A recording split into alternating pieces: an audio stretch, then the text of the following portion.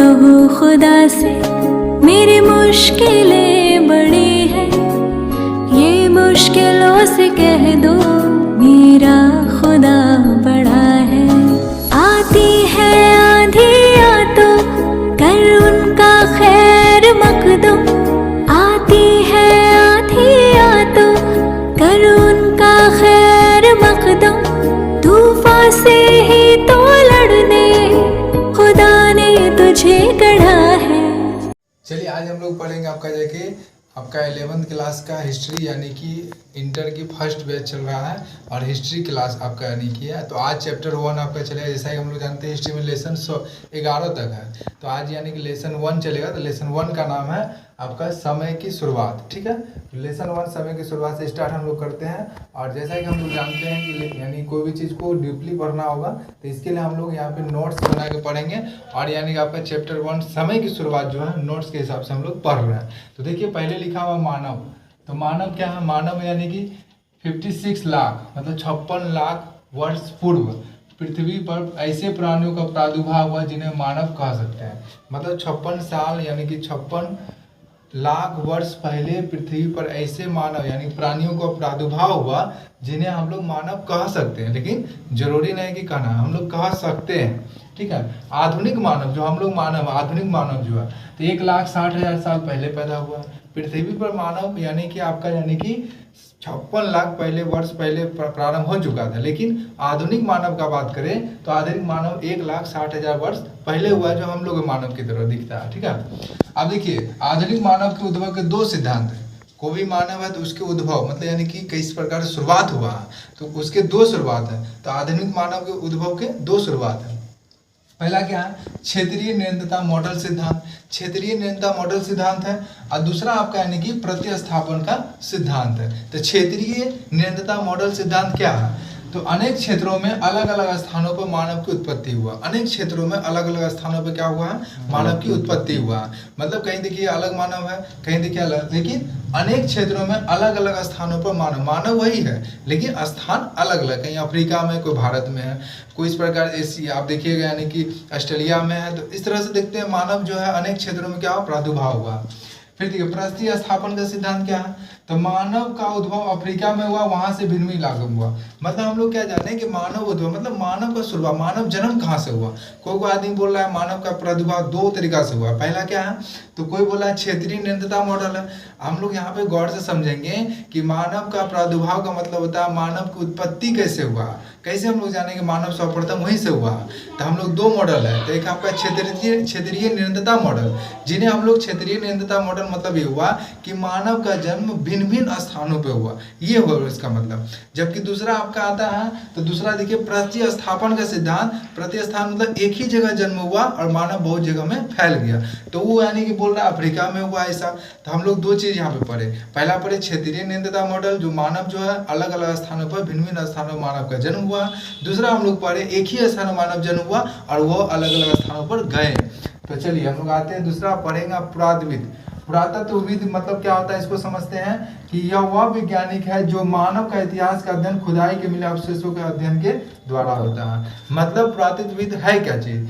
तो यह वह वैज्ञानिक है जो मानव इतिहास का अध्ययन, कोई भी मानव इतिहास का अध्ययन जो करते हैं खुदाई से मिले अवशेषों, अवशेष मतलब बहुत साल पहले जो अवशेष बचा हुआ अवशेषों के अध्ययन के द्वारा करते हैं, उसका अध्ययन करते हैं, अवशेष निकाल के देखते हैं क्या स्थिति है। तो उसके हिसाब से पुरातत्वविद मतलब समझ रहे हैं हम लोग। पुरातत्वविद मतलब हुआ कि यह वह वैज्ञानिक है जो मानव इतिहास का अध्ययन खुदाई से मिले अवशेषों के अध्ययन के द्वारा किया जाता है। ठीक है, बोले तो चलिए आज हम लोग देखेंगे आदि मानव के इतिहास की जानकारी प्रमुख। मतलब आदि मानव जो थे यानी कि मानव जब आदि मानव थे तो इतिहास की जानकारी के स्रोत क्या है?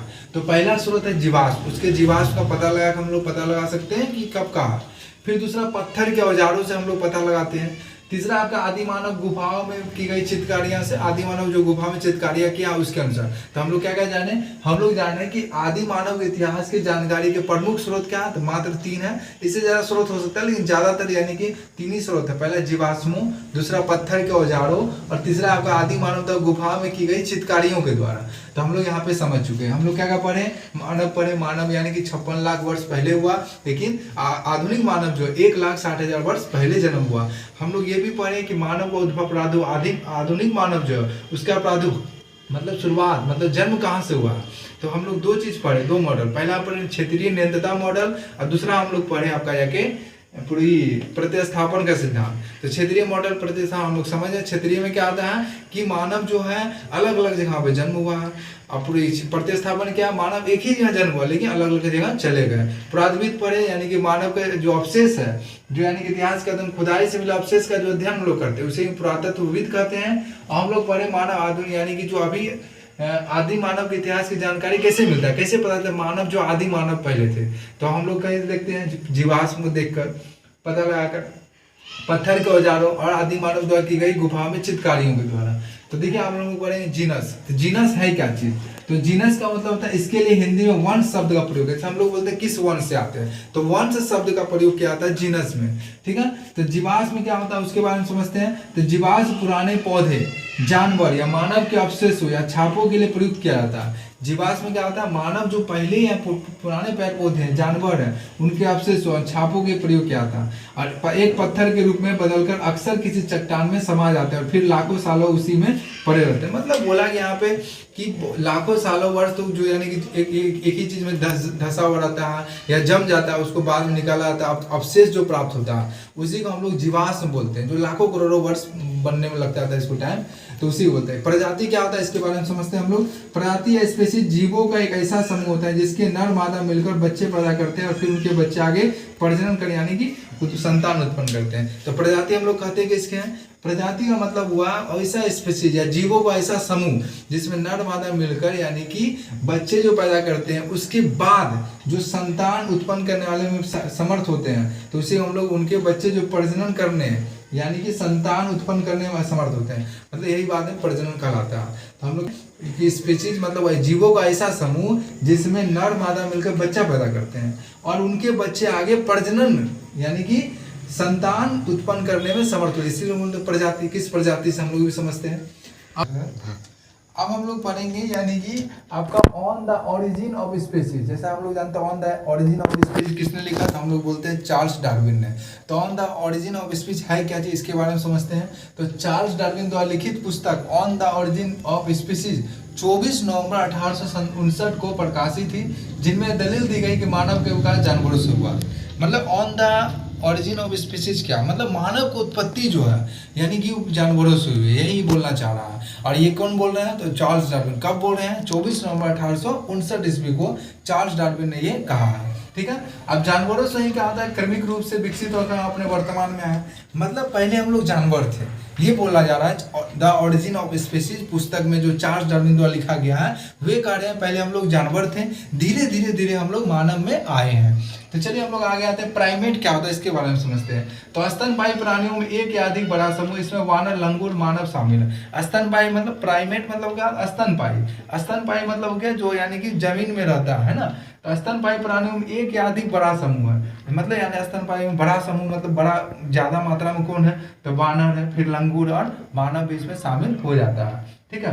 अब देखो होमो क्या होता है इसके बारे में समझते हैं हम लोग क्या पढ़े, on the origin of speech किसने लिखा, चार्ल्स डार्विन ने। कब लिखा, 24 नवंबर 1859 ईस्वी को। हम लोग भी पढ़े द ओरिजिन ऑफ स्पीच है क्या चीज, मतलब मानव को जो जन्म हुआ वो जानवरों से हुआ, बाद में हम लोग धीरे धीरे मिलकर मानव में उत्पन्न हुआ, पहले हम लोग जानवर ही थे। स्तनपायी मतलब प्राइमेट मतलब क्या होता है कि यानी कि जमीन में सबसे ज्यादा मात्रा में कौन है अभी, तो हम लोग पहले भी देखते हैं वानर था, फिर लंगूर था, फिर अभी मानव है सबसे ज्यादा।